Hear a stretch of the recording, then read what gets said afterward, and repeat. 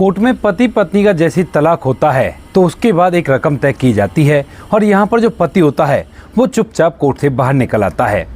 बाहर निकलने के बाद वह एक ऑटो में बैठता है और उसी ऑटो के अंदर उसकी तलाकशुदा पत्नी, जिससे अभी अभी उसका तलाक हुआ है, वह भी जाकर बैठ जाती है। यहाँ पर इन दोनों के जो घर वाले होते हैं वो जब इनको ऐसा करते हुए देखते हैं तो बड़े ही हैरानी में आ जाते हैं और उसके बाद दूसरे ऑटो में बैठकर उनके पीछे पीछे चलने लगते हैं। यहाँ से थोड़ी दूर जाकर वह ऑटो रुकता है और उससे जो पति होता है वह उतर जाता है। लेकिन जैसे पति उतरता है और थोड़ी आगे 2-4 कदम रखता है तो उसके बाद पत्नी भी उस ऑटो से उतरती है और उतरने के बाद एकदम से सभी लोगों के सामने उसे गले से लगा लेती है और कहती है कि अब मैं तुम्हारे से अलग नहीं रह सकती। कौन थी वह पत्नी और किस वजह से तलाक होने के बाद ऑटो के अंदर ऐसा क्या हुआ जो वह उससे ऐसा कह रही थी? पूरी सच्चाई के बारे में जानने के लिए वीडियो को अंत तक जरूर देखें। झारखंड के दुमका शहर के पास ही के गांव के अंदर एक सतवीर नाम का लड़का रहा करता है। सतवीर जिसके घर में उसके माता पिता हैं और वह पढ़ाई लिखाई करने के बाद इस काबिल हो गया है कि अपने लिए रोजी रोटी कमा सके। उसने एक परचून की दुकान खोल रखी है और उससे वह अच्छा खासा कमाया करता है। दुमका शहर उसके गांव से लगभग 4 किलोमीटर दूर है और इसी शहर के अंदर एक चौराहे पर अच्छी जगह पर उसने एक परचून की दुकान खोल रखी है। वहां से वह अच्छे खासे पैसे कमाता है तो उसके माता पिता उसकी शादी की चिंता करते हैं। यहाँ पर अब सतवीर के लिए इधर उधर लड़की ढूंढी जाती है और ढूंढने से पासी के गांव में एक लड़की उन्हें मिल भी जाती है। लड़की का नाम सुनीता होता है और सुनीता के घर में एक उसका बड़ा भाई है और एक वो है। अब यहाँ पर सुनीता के घर वाले भी लड़की के लिए लड़का ढूंढ रहे थे क्योंकि उनका बेटा भी काफी दिन का शादी के लिए हो गया है। लेकिन यहाँ पर बड़े भाई ने बोल दिया था कि पहले छोटी बहन की शादी होगी उसके बाद ही मैं शादी करवाऊंगी। सुनीता घर की काफी लाडली बेटी है और इसके बाद जब सतवीर का रिश्ता सुनीता के लिए जाता है तो उन लोगों को सतवीर का व्यवहार और उसका हिसाब किताब बड़ा ही अच्छा लगता है और वो लोग इस शादी के लिए तैयार हो जाते हैं। यहाँ पर दोनों परिवारों की रजामंदी से रिश्ते पक्के हो जाते हैं और पक्का होने के बाद अब दोनों परिवार शादी की तैयारियों में जुट जाते हैं। अब यहाँ पर सुनीता के जो घर वाले होते हैं उन्होंने अपने बेटे के लिए भी लड़की देख रखी थी और उसके बाद जब उसके लिए शादी का मुहूर्त निकलवाते हैं तो यहाँ पर जो मुहूर्त होता है वह सुनीता की शादी से 1 महीने बाद का मुहूर्त ठहरता है। अब जैसे ही मुहूर्त सुनीता की शादी से 1 महीने के बाद का निकलता है तो यहाँ पर जो सुनीता के माता पिता होते हैं वह सुनीता की शादी को 1 महीने पीछे हटाने के लिए बोलने लगते हैं। लेकिन सतवीर के घर वाले कहते हैं कि नहीं, जो मुहूर्त अब निकला है उस मुहूर्त पे ही हम अपने बेटे की शादी करेंगे क्योंकि काफ़ी अच्छा मुहूर्त है। अब इसके बाद यहाँ पर सुनीता के घर वाले कहने लगते हैं कि देखो जी, हमारे पास ज़्यादा रुपया पैसा नहीं है तो हम लोग जब बेटे की शादी करेंगे तो उससे जो पैसा मिलेगा उसी से बेटी को सामान दे देंगे। अब यहाँ पर इस बात को सुनकर जो सतवीर के घर वाले होते हैं वो कहने लगते हैं कि इससे पर कौन सा फर्क पड़ता है, कोई बात नहीं, सामान आप 1 महीने बाद दे देना, हमें इससे कोई भी प्रॉब्लम नहीं है। अब इस बात को सुनकर बातें तय हो जाती हैं और बातें तय होने के बाद ये सारी बातें फिक्स हो गई थी। यहाँ पर धीरे धीरे समय बीता है और समय के साथ साथ सुनीता की शादी का दिन भी आ जाता है। शादी के दिन धूमधाम और रीति रिवाज से सुनीता की शादी होती है और शादी होने के बाद जब सुनीता अपनी ससुराल जाती है तो वहाँ पर जो सतवीर का घर होता है वो बड़ा ही अच्छा खासा बना हुआ था। उसे देखकर सुनीता बड़ी खुश होती है और उसे कोई भी कैसी भी समस्या नहीं होती। अब यहाँ पर जब सुनीता वहाँ पर जाती है तो वहाँ पर जाने के बाद अड़ोस पड़ोस की महिलाएं सुनीता को देखने के लिए आती हैं क्योंकि किसी की भी नई दुल्हन आया करती है तो अड़ोस पड़ोस की महिलाएं उसका चेहरा देखने के लिए जाया करती हैं और बहुत सारी बातें इधर से उधर कर दिया करती हैं। तो ऐसा ही कुछ यहाँ पर होता है, जब सुनीता को देखने के लिए अड़ोस पड़ोस की महिलाएं आती हैं तो वो लोग आने के बाद उस सामान को देखने लगती हैं जो बहू अपने साथ लेकर आई है और जब उन्हें कोई भी सामान नहीं दिखाई देता तो उसके बाद वो कहने लगते हैं कि क्या हुआ, बहू तो कुछ भी नहीं लेकर आई, इस तरह की लड़की से अपने बेटे की शादी कैसे कर ली। अब यहाँ पर जो सुनीता की सास होती है वो काफ़ी ज़्यादा मजाकिया थी और इसी बात को सुनकर वो कहने लगती है कि फिर क्या हो गया, जितना उनके बस की था उतना उन्होंने दे दिया तो इससे क्या होता है, कोई बात नहीं, ये कोई बड़ी बात नहीं है। अब ये बात सुनीता को भी सुन जाती है और जब बात आती है इसकी कि जितना उनकी बस की था उतना उन्होंने दे दिया तो यहाँ पर सुनीता को ये बात बड़ी बुरी लग जाती है। मन ही मन वह इस बात के बारे में सोचती है और उसके बाद और भी कई औरतें ऐसी आती हैं जो कहती हैं कि बहू ने तो कुछ भी नहीं लेकर आई अपने साथ, फिर तूने इससे शादी कैसे कर ली। तो यहाँ पर जो सुनीता की सास होती है वो कहती है कि अब कर भी क्या सकते हैं, जो हो गया सो हो गया, अब तुम्हें बार बार इस बात की सफाई मैं कैसे देती रहूं। ऐसा कहकर वो उसे टाल देती है। लेकिन ये बात सुनीता को फिर से बुरी लग जाती है क्योंकि अब तक तो वो कह रही थी कि इतना ही बस की था उतना दे दिया, लेकिन फिलहाल उसने कह दिया कि अब जो हो गया सो हो गया, अब उसे बदल तो नहीं सकते, अब मैं तुमको कहाँ कहाँ समझाती फिरूं। ऐसा कहकर वो एक तरह से उसकी तौहीन कर रही थी और ये बातें सुनीता के दिल में लग जाती हैं। अब इसके बाद शादी के लगभग 2 से 3 दिन बाद सुनीता वापस से अपने मायके जाती है और मायके जाने के बाद ये बात पहले ही तय हो गई थी कि अब जब उसके भाई की शादी होगी उसके बाद ही सुनीता वहां से वापस लौटेगी। सब कुछ अच्छी तरह से हो गया था, कोई भी कैसी भी दिक्कत नहीं थी, लेकिन सुनीता की सास ने जो बात उससे कही थी ये सारी बातें उसके दिमाग में बार बार घंटी की तरह बज रही थी। और इसके बाद जैसे ही वो अपने घर जाती है तो घर जाने के बाद अपने परिवार वालों को ये बात बताने लगती है। अब जैसे ही ये बात वह अपने परिवार वालों को बताती है तो यहाँ पर सुनीता के पिता भी थे और सुनीता के पिता सुनीता की सास के व्यवहार से भली भांति वाकिफ थे और वो कहने लगते हैं बेटी कोई बात नहीं, तुम्हारी सास की तो हंसने बोलने की आदत है और ऐसा कुछ भी नहीं है, वैसे उन्होंने कह दिया होगा। लेकिन यहाँ पर जो सुनीता की माँ होती है वह इस बात को काफ़ी ज़्यादा सीरियस ले जाती है और कहने लगती है कि वैसे कैसे बोल दिया होगा, ये कोई बात है, हम लोगों के पास जो कुछ भी है उतना हमने दिया है और हम अब भी सामान देने के लिए बोल रहे हैं, लेकिन वहाँ पर वो ऐसा कैसे कह रही है। इस बात को सुनकर यहाँ पर जो सुनीता का पिता होता है वह अपनी पत्नी को बुरी तरह से धमका देता है और कहता है कि चुप रहो, इस तरह से घर बिगड़ जाया करते हैं और ऐसा बिल्कुल भी नहीं सोचना चाहिए। वो मजाकिया है और मजाक में उसने ये बात कही होगी और उसके मन में ऐसा कुछ भी नहीं होगा। यहाँ पर ऐसा कहकर वह फिलहाल तो सुनीता की माँ को चुप करा देता है, लेकिन सुनीता और सुनीता की माँ को ये बात काफ़ी ज़्यादा बुरी लग गई थी। तभी यहाँ पर उसी समय सुनीता के फ़ोन पर सुनीता की सास का फ़ोन आता है और जैसे ही सुनीता उस नंबर को देखती है तो देखने के बाद थोड़ी देर तक सोचती है और सोचने के बाद उस फ़ोन को काट देती है। सुनीता की सास ये पूछ रही थी कि बेटी तू सही सलामत पहुंची है या नहीं पहुंची, लेकिन उसने जब फ़ोन काट दिया था तो वह सोचने लगती है कि शायद कुछ काम कर रही होगी और बाद में उस फ़ोन पर फ़ोन मिला लेगी। ऐसा सोचकर सुनीता की सास घर के अंदर रहने लगती है और धीरे धीरे कुछ समय और बीत जाता है। यहाँ पर जैसे शाम होती है तो शाम के समय सतवीर का फ़ोन सुनीता के फ़ोन पर आता है और जैसे ही सतवीर का फ़ोन आया था तो सुनीता चहकते हुए फ़ोन को उठा लेती है और उससे बात करने लगती है। अब घर के अंदर जब सतवीर बात कर रहा था तो सुनीता की जो सास होती है उसे भी दिखाई देता है कि बेटा बहू से बात कर रहा है और वह कहने लगती है कि बेटा जरा मैं भी तेरी पत्नी से बात करना चाहती हूँ, पहले मैंने उससे फ़ोन किया था लेकिन उसने फ़ोन नहीं उठाया। इस बात को कहकर वो उससे बात करने के लिए उसकी तरफ बढ़ने लगती है और सतवीर भी अपनी माँ की तरफ फ़ोन को बढ़ाने लगता है। लेकिन जैसे ही ये आवाज़ सुनीता को सुनाई देती है तो उसके बाद जो सुनीता होती है वो उस फ़ोन को काट देती है और अपनी सास से बिल्कुल भी बात नहीं करती। यहाँ पर सास कान को फ़ोन लगाती है और हेलो हेलो करती रह जाती है, लेकिन फ़ोन तो पहले ही कर चुका था। अब जैसे ही सतवीर इस बात को देखता है तो फ़ोन को देखने लगता है और कहता है कि माँ ये तो कर चुका है, कोई बात नहीं, फिर किसी दिन मैं तुम्हारी बात करा दूंगा। ऐसा कहकर सतवीर अपने काम धंधे में लग जाता है, लेकिन उसे बिल्कुल भी एहसास नहीं होता कि उसकी पत्नी के दिमाग में क्या क्या चल रहा है।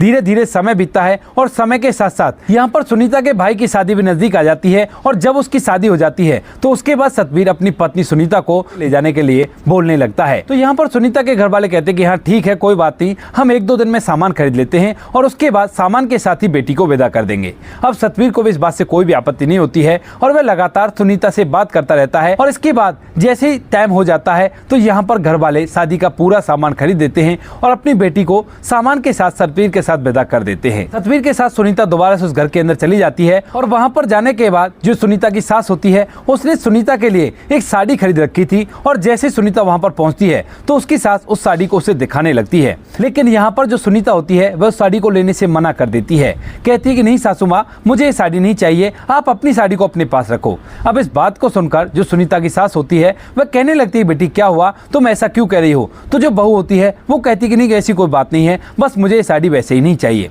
इसके बाद जो सुनीता की सास होती है वो कहने लगती है अरे लेगी कैसे नहीं, मैंने तो बड़ी उम्मीदों से इसे खरीदा है और तुम्हारे लिए मैंने इसे खरीदा है, फिर तुम इसका मना क्यों कर रही हो और काफ़ी महंगी है ये साड़ी। लेकिन तभी यहाँ पर जो सुनीता होती है उसके अंदर काफ़ी ज़्यादा गुस्सा भरा हुआ था उन सभी बातों को लेकर और वह एकदम से अपना सारा गुस्सा अपनी सास के सामने उड़ेल देती है। कहने लगती है कि माँ जी देखो, अब जो झूठा दिखावा मत करो, जो आपको कहना था वो तो आपने कह दिया, आपको पता है उस बात का मुझे कितना बुरा लगा था, अब इन बातों का कोई फर्क नहीं पड़ता और अपनी साड़ी को अपने पास रखो, मैं इसको बिल्कुल भी नहीं लेने वाली। जब ये बात सुनीता कहती है तो यहाँ पर सास को भी गुस्सा आ जाता है और वह भी 2-4 बात अपनी बहू को सुना देती है, क्योंकि अभी तो वो नई नई है और नई नई ऐसी बातें करेगी तो फिर कैसे चलेगा। अब यहाँ पर दोनों के बीच में विवाद सा खड़ा हो जाता है और इसी विवाद के चलते जो सुनीता होती है वह अपने घर वालों के पास फ़ोन करती है और फ़ोन करने के बाद वहाँ से सीधा अपने मायके दोबारा से चली जाती है।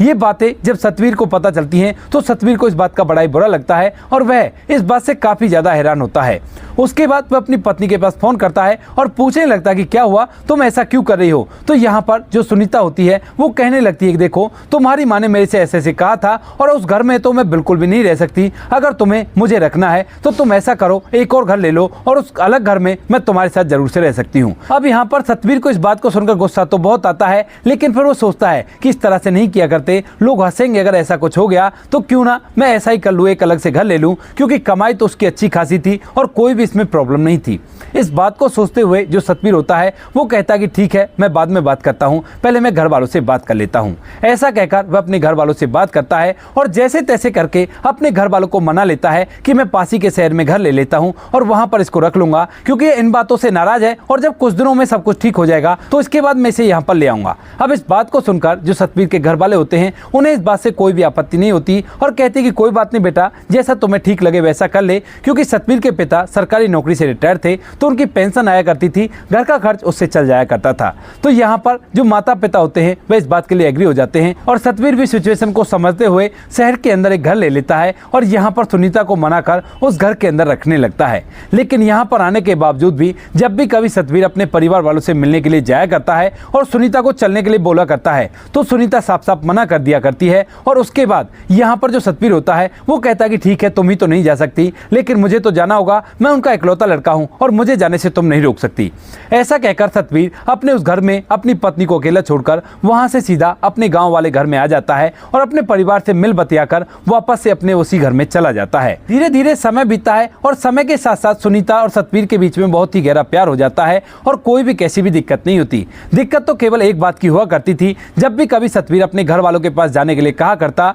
तो उनके बीच में छोटी मोटी कहासुनी हुआ करती, लेकिन कुछ देर बाद वो भी ठीक ठाक हो जाया करते। अब यहाँ पर जैसे इन दोनों को रहते हुए 1 साल होता है तो 1 साल बाद एक दिन अचानक से यहाँ पर सतवीर की जो माँ होती है उसकी तबीयत खराब हो जाती है और सतवीर के पिता उसे दुमका के एक हॉस्पिटल में एडमिट करा देते हैं। अब जैसे ही सतवीर की माँ हॉस्पिटल में एडमिट होती है और ये खबर सतवीर को लगती है तो उसके बाद वो अपनी पत्नी से साथ चलने के लिए बोलने लगता है, लेकिन पत्नी इस बार भी साफ साफ मनाही कर देती है और यहाँ पर सतवीर को ये बात बड़ी बुरी लगती है। उसके बाद जो सतवीर होता है वह कहता है कि ठीक है, तुम नहीं जा सकती तो मैं तो जा सकता हूँ। ऐसा कहकर जो सतवीर होता है वहां से हॉस्पिटल चला जाता है हर बार की तरह, लेकिन इस बार जब वह हॉस्पिटल पर जाता है तो गांव के कुछ लोग भी वहां पर इकट्ठा थे और वो आपस में बातें कर रहे थे कि कैसा बेटा है, माता पिता को अकेला छोड़कर इस तरह से शहर में रह रहा है अपनी पत्नी के लिए, और ये बातें सतवीर को सुनाई दे जाती हैं। हालांकि सतवीर जब वहां पर जाता है तो वो लोग बातें बनाना बंद कर देते हैं, लेकिन इन बातों का बहुत गहरा गुस्सा सतवीर को आने लगता है। यहाँ पर सतवीर जब अपनी माँ के पास जाता है तो माँ भी काफी ज्यादा हैरान और परेशान होती है, क्योंकि वह एकदम से बेहोश हो गई थी और वो तो अच्छा हुआ कि उस टाइम पर उसके पिता घर से अंदर आ गए, लेकिन अगर वो नहीं आते तो बहुत कुछ गड़बड़ हो सकता था, क्योंकि वो किचन के अंदर थी और किचन पर खाना पकने के लिए रखा हुआ था। इस बात को कहते हुए माँ फूट फूट कर रोने लगती है और सतवीर अपनी माँ को संभालता है, कहता है कि माँ कोई बात नहीं, जो हो गया उसे भूल जाओ और अब आगे ऐसा कुछ नहीं होगा, सब कुछ ठीक होगा। तो वो कहने लगती है अपनी आंखों में आंसू लेकर, बेटा तू हमारा इकलौता बेटा है और तेरी हमने शादी इसीलिए करवाई थी ताकि बहू तो घर के अंदर रह सके, लेकिन क्या करे मेरी बहू तो तुझे मुझसे छीन ले गई। इस बात को कहते हुए रोने लगती है और तभी सतवीर जब अपनी माँ की आंखों में आंसू देखता है तो कहने लगता है कि माँ अगर ऐसी बात है तो अब चिंता मत करो, आज से मैं भी आपके पास ही रहूंगा और मेरी पत्नी भी आपके पास ही रहेगी। इस बात को सुनकर माँ कहती है कि बेटा अगर ऐसा हो जाए तो बहुत ही अच्छा होगा, मैं अपनी बहू से माफ़ी मांग लूंगी, कोई बड़ी बात नहीं है। लेकिन यहाँ पर सतवीर कहता है कि आपको माफ़ी मांगने की ज़रूरत नहीं है, मैं उसे समझाऊंगा और वो मेरी बात को मान जाएगी, क्योंकि हम दोनों के बीच में बहुत गहरा प्यार है। इसके बाद जो सतवीर होता है आज रात वहीं पर रुक जाता है और दूसरे दिन जैसे ही सुबह सुबह घर जाता है तो घर जाने के बाद अपनी पत्नी से कहने लगता है कि देखो सुनीता, अब हमारे माता पिता थोड़े से बुजुर्ग हो चले हैं तो उन्हें देखभाल की जरूरत है, तो अब तुम ऐसा करो गाँव वाले घर में रहेंगे और इस घर को छोड़कर चलते हैं, इसको किसी को किराए पर चढ़ा देंगे। लेकिन इस बात को सुनते ही सुनीता एकदम से आग बबूला हो जाती है और कहने लगती है कि नहीं, ऐसा नहीं हो सकता और मैं ऐसा बिल्कुल भी नहीं चाहती। अब यहाँ पर जो सतवीर होता है वह उसे समझाता है, कहता है कि देखो ऐसा नहीं किया करते, मैं अपने माता पिता की इकलौती संतान हूँ और मैं ही अगर उनके साथ ऐसा करूँगा तो लोग तरह तरह की बातें तो बना ही रहे हैं और बहुत कुछ हमारे बारे में कहेंगे। लेकिन सुनीता एक बात उसकी नहीं मानती है और सतवीर उसे बहुत सारे वास्ते देता है, कहता है कि जिस तरह से हम लोग यहाँ से घूमने के लिए जाया करते हैं उस तरह से वहाँ से भी घूमने के लिए जाएंगे, लेकिन तुम गाँव चलो, यहाँ पर मत रहो। लेकिन सुनीता जब नहीं मानती है तो उसके बाद सतवीर को गुस्सा आ जाता है और वह उसे धमका कर कहने लगता है कि अभी के अभी वहां चलेंगे, सारा सामान पैक करो। लेकिन सुनीता उसकी एक नहीं सुनती है और कहती है कि अगर तुम्हें मुझे वहां पर ले जाना है तो मैं सीधा अपने मायके जा रही हूं और तुम्हें मुझ में से और अपनी मां में से किसी एक को चुनना होगा। यह बात सतवीर को और भी ज्यादा गर्म कर देती है और इसके बाद जो सतवीर होता है वो शादी के बाद पहली बार अपनी पत्नी पर हाथ उठा देता है। जैसे ही सतवीर ने अपनी पत्नी सुनीता पर हाथ उठाया था तो उसके बाद जो सुनीता होती है एकदम से रूठ जाती है और रूठ कर अपना सामान पैक करके वहां से सीधा अपने मायके चली जाती है। सतवीर भी कह देता है कि ठीक है, बेशक से चली जाओ, लेकिन मैं तो अब इस घर में नहीं रहने वाला, मैं तो अपनी माँ की देखभाल करूंगा और माता पिता के साथ ही रहूंगा। ऐसा कहकर वह उसे जाने के लिए कह देता है और जब सुनीता वहां से चली जाती है तो सतवीर अपना सारा सामान पैक करता है और पैक करने के बाद वहां से अपने गांव में जाकर माता पिता के साथ रहने लगता है। जब माता पिता पूछते हैं कि बेटा बहू कहाँ है तो सतवीर पूरी बात उन्हें बता देता है और कहता है कि माँ बाबूजी, मैं तो आपके पास रहूंगा और आपकी देखरेख करूंगा और उसको नहीं आना तो बेशक से मत आओ, कुछ दिनों में अकल ठिकाने आ जाएगी, क्योंकि उसके घर में भी तो उसकी भाभी है ना, वो सारी बातें उसे महसूस हो जाएंगी। लेकिन सुनीता जैसे अपने घर जाती है तो घर जाने के बाद रो रो कर अपने परिवार वालों को बुरी तरह से भड़का देती है कि मुझे तो बहुत बुरी तरह से पीटा है और कोई बात भी नहीं थी। इसके बाद यहाँ पर जो सुनीता के घर वाले होते हैं वह भी इस बात से गर्म हो जाते हैं और कहने लगते हैं कि ठीक है, अगर ऐसी बात है तो कोर्ट का सहारा ले लेते हैं और कोर्ट तुम्हें उससे अलग करवा देगा, क्योंकि अभी तो शादी को 1 साल ही बीता है और उसके बाद तुम्हें उसने इतनी बुरी तरह से कैसे पीटा है। तो यहाँ पर जो सुनीता होती है वो कोर्ट में जाकर खड़ी हो जाती है और वहां पर सतवीर को तलाक देने के लिए बोलने लगती है। अब जैसे इस बारे में सतवीर को पता चलता है तो उसे इस बात पर और भी ज्यादा गुस्सा आ जाता है और वो सोचने लगता है कि जब मेरी पत्नी इतना प्यार करने के बावजूद भी मुझसे खुश नहीं है, क्योंकि सतवीर हर हफ्ते में उसे घुमाने के लिए ले जाया करता और घर के अंदर वही चीज आया करती जो सुनीता बोल दिया करती, उसके बावजूद भी उसकी पत्नी जब उसे तलाक देना चाहती है तो वह भी इसके लिए एग्री हो जाता है और अब यहाँ पर दोनों तलाक का केस लड़ने लगते हैं। धीरे धीरे समय बीतता है और समय के साथ साथ यहाँ पर ढेर सारी ऐसी बातें होती हैं जिन बातों से दोनों को महसूस तो हो जाता है कि जो कुछ भी हो रहा है वो गलत हो रहा है, लेकिन सतवीर अपनी जगह पर सही था और वह सोचता है कि जब मेरी पत्नी घर नहीं बसाना चाहती तो मैं उसके साथ भला कैसे रह सकता हूँ, इससे अच्छा तो ऐसे अपने जीवन को व्यतीत कर लूंगा, माता पिता की देखरेख तो हो जाएगी। ऐसा सोचकर सतवीर तो तलाक का केस लड़ता रहता है। लेकिन वहीं पर जो सुनीता होती है जब वह अपने घर के अंदर रहती है तो वहां पर उसे ढेर सारी ऐसी बातें दिखती हैं जिन बातों को देखने के बाद उसे अकल आने लगती है। दरअसल यहाँ पर जो सुनीता की भाभी है वह उसकी माँ से ढेर सारी ऐसी बातें कह दिया करती जिन बातों को सुनकर जो सुनीता की माँ होती है वह उसकी भाभी पर चढ़ जाया करती और इसके बाद यहाँ पर जो उसका भाई होता है सुनीता का, वह अपनी पत्नी पर हाथ भी उठा दिया करता है। लेकिन सुनीता की भाभी रुककर मायके नहीं जाती है और वह यहीं पर बनी रहती है। तो इन बातों से सुनीता को सबक मिलने लगता है और धीरे धीरे करके समय बीतता रहता है। अब जैसे ही यहाँ पर कोर्ट केस का अंतिम फैसला आने वाला होता है तब तक सुनीता को पूरी बात महसूस हो गई थी कि जो कुछ भी वो कर रही है गलत कर रही है, लेकिन अब बात इतनी आगे बढ़ गई थी कि वहां से वह चाहकर भी पीछे नहीं मुड़ सकती थी। इन बातों को सोचते हुए वह फाइनल फैसले वाले दिन कोर्ट में पहुंच जाती है और वहां जाने के बाद जज साहब इन दोनों का फैसला करते हैं। सतवीर भी वहां पर आया था और इन दोनों के घर वाले भी वहां पर आए हुए थे। जब जज साहब फैसला करते हैं तो वह कहते हैं कि तलाक के एवज में सतवीर को सुनीता को लगभग 12 लाख रुपए देने होंगे। तो यहाँ पर सतवीर बिल्कुल भी उनसे ना तो मना करता है और ना ही इस पर कोई एलिगेशन लगाता है, कहता है कि ठीक है 12 लाख रुपए मैं दे दूंगा। ऐसा कहकर जो सतवीर होता है वह कोर्ट से बाहर निकलता है और बड़ा ही मायूस होकर कोर्ट के बाहर खड़ा हो जाता है। इधर जो सुनीता होती है उसके घर वाले बड़े ही खुश हो जाते हैं और सुनीता के चेहरे पर एक अजीब सी खामोशी होती है। वह भी धीरे धीरे कोर्ट से बाहर निकलती है अपने घर वालों से आगे आगे चलकर और बाहर खड़ा उसे सतवीर दिख जाता है। सतवीर वहां पर एक ऑटो की राह देख रहा था और जैसे ही वहां पर ऑटो आता है तो सतवीर फौरन से ऑटो में बैठ जाता है और तभी जो सुनीता होती है यह सब कुछ देखकर सतवीर के पीछे पीछे उसी ऑटो में बैठ जाती है। अब जैसे ही सतवीर ऑटो में बैठा हुआ था और सुनीता वहां पर आकर बैठती है तो सतवीर सोचने लगता है कि शायद ये पैसों के पूछने के लिए यहाँ पर बैठी है। तो वो कहने लगता है कि सुनीता चिंता मत करो, मैंने उस घर की बात कर ली है और उस घर को बेचकर मैं तुम्हें 12 की जगह और 13 लाख रुपए दे दूंगा और तुम्हें परेशान होने की जरूरत नहीं है। यहाँ पर जो सुनीता होती है वो कहने लगती है कि उस घर को तुम क्यों बेचोगे। तो यहाँ पर सतवीर कहता है कि वो घर मैंने तुम्हारे लिए खरीदा था, अब उस घर का मेरे यहाँ पर क्या काम है। ऑटो वाला ऑटो को चला रहा था और यहाँ पर जब सुनीता इस बात को सुनती है तो सुनने के बाद उसे हैरानी तो होती है, लेकिन फिलहाल वह चुपचाप हो जाती है। अब आगे बात करने के लिए ना तो सुनीता सुनीता के पास कोई वर्ड बचा है और ना ही सतवीर के पास कोई वर्ड बचा है। लेकिन तभी यहाँ पर ऑटो के सामने एक बाइक वाला आ जाता है और जब ऑटो गति में चल रहा था तो एकदम से ऑटो वाले को ब्रेक लगानी पड़ती है और जैसे ही ब्रेक लगाई जाती है तो यहाँ पर सुनीता का सर एकदम से आगे की तरफ होता है। लेकिन उससे पहले जो सतवीर होता है उस डंडे पर अपना हाथ रख देता है जिस डंडे में जाकर सुनीता का सर लगने वाला था और सुनीता का सर सतवीर के हाथ में लगता है। अब जैसे ही यहाँ पर सुनीता सतवीर की केयर को देखती है तो एकदम से उसकी आंखों में आंसू आ जाते हैं और वह कहने लगती है कि अब भी तुम मेरी इतनी केयर किया करते हो। तो यहाँ पर जो सतवीर होता है वो कहता है कि क्या करूं, इसकी थोड़ी सी आदत पड़ गई है, कोई बात नहीं, कुछ दिनों में आदत दूर हो जाएगी। ऐसा कहकर वह आगे की तरफ सफर तय करने लगते हैं। लेकिन थोड़ी देर में यहाँ पर जो सतवीर होता है उसकी दुकान का वो जगह आ जाती है जहाँ पर उससे उतरना था और वह दुकान पर ही जाने वाला था। तो इसी वजह से वह ऑटो वाले को रुक पाता है